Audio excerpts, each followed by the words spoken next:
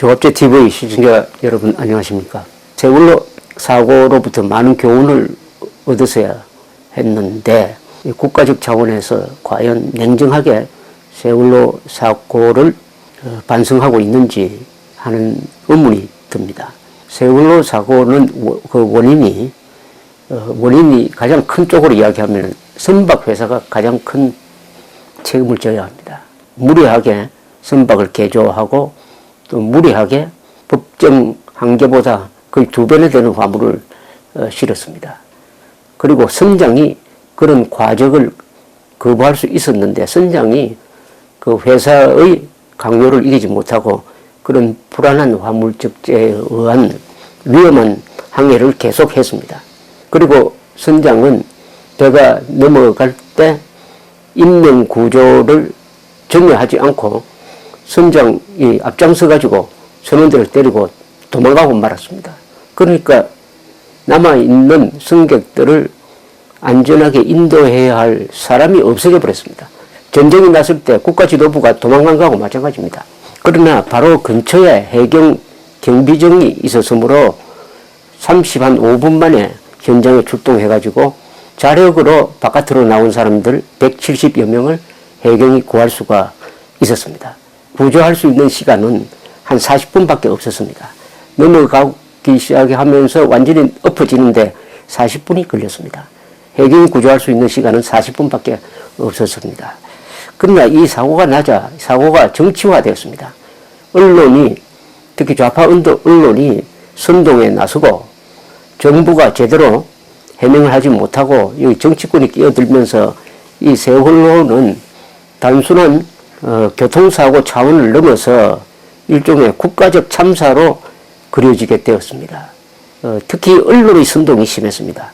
이 기자들이 배도 잘 모르고 바다도 잘 모르는 상황에서 말하자면은 이 평지에서 일어난 사건인 것처럼 생각을 하면서 무책임한 보도를 했습니다. 예컨대 조선일보 사설은 이런 보도를 했습니다.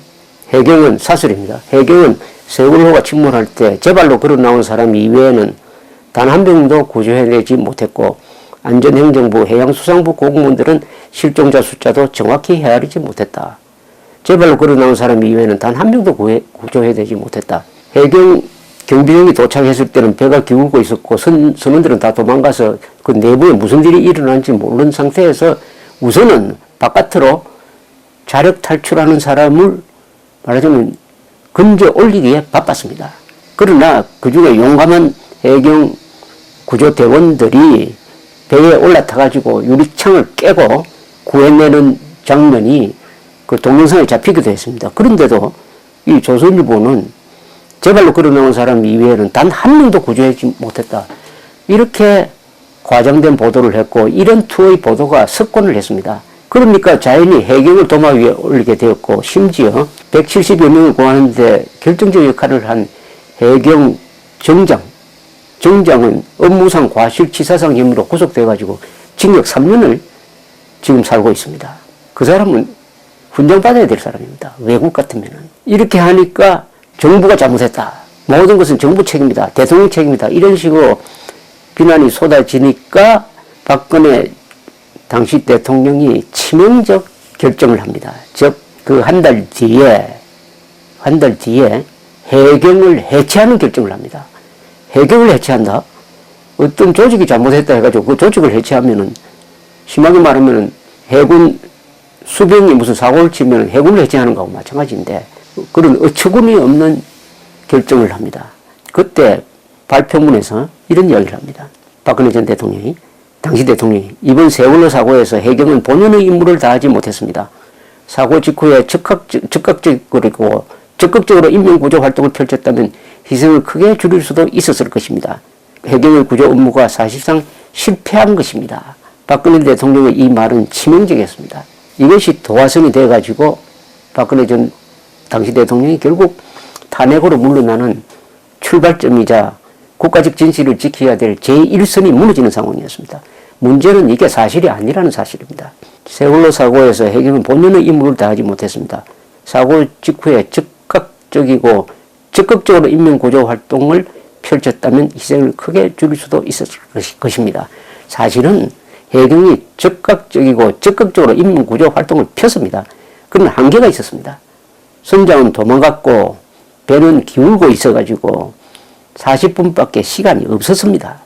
거기에서 어떻게 최선의 구조활동을 합니까? 그러나 해경이 용감하게 선박으로 뛰어들고 또 그때 빨리 이 항공구조대가 왔습니다. 항공구조대원이 로프를 타고 바다로 떨어져서 헤엄쳐 가서 사람을 살리는 생생한 장면이 있습니다.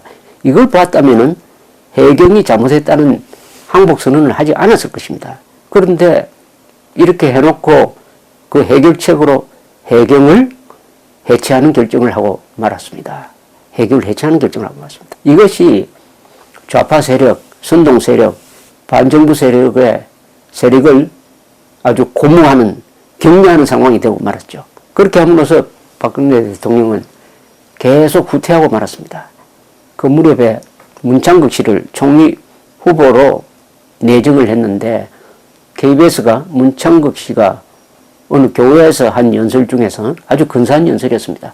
한국 현대사를 긍정하는, 그 중에서 친일로 보이게끔 일부분의 연설 내용을 부각시켜서 문창극 씨를 친일파로 몰아가는 이런 선동을 했는데, 나중에 알고 보니까 문창극 씨 집안은 이 항일 독립운동 하던 사람들의 후손이었습니다. 그런데 이 선동에도 또 박근혜 대통령이 무릎을 꿇고 내정을 취소하고 말았습니다.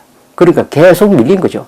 세월호 때도, 문창극 사태 때도, 그 뒤에 있었던 메르스 사태 때도 이렇게 계속 후퇴를 거듭하다가 결국 최순실 사건이 났을 때도 박근혜 전 대통령은 당당하게 자신의 입장을 국민들한테 설득하지 못하고 결국은 탄핵당하고 말았던 것입니다. 이 세월호 사건은 앞으로 수십 명이 죽는 사고가 날 때마다 대통령이 책임져야 할 상황입니다. 부메랑이 되어서 돌아온 것이죠. 그리고 어느 정도 진상조사를 했느냐 하면은 시신을 거의 다 수습을 하고 배까지 인양을 했습니다. 그 6,000톤이나 된 거대한 배를 인양을 했습니다. 거기에 약 4천억 원 이상이 들어갔습니다. 더 조사할 게 없습니다. 침몰된 배경은 다 나왔습니다. 그런데 배까지 그렇게 수천억을 들어서 인양을 했는데,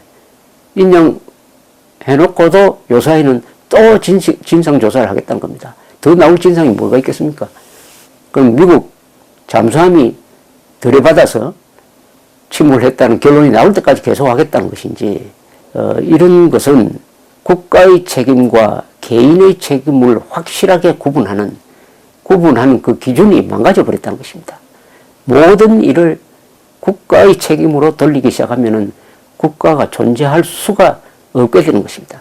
개인의 책임, 회사의 책임, 정부의 책임은 명확하게 법적으로 구분되어 있는데, 이 세월호 사고를 정치적 공세로 이용하는 바람에 그 구분이 애매모호하게 되어버렸다. 오늘날 대한민국의 법치가 세월호 사고로 흔들리고 있다고 하면은 세월호 때 목숨을 잃은 분들을 오히려 모독하는 일이라고 저는 생각합니다. 감사합니다.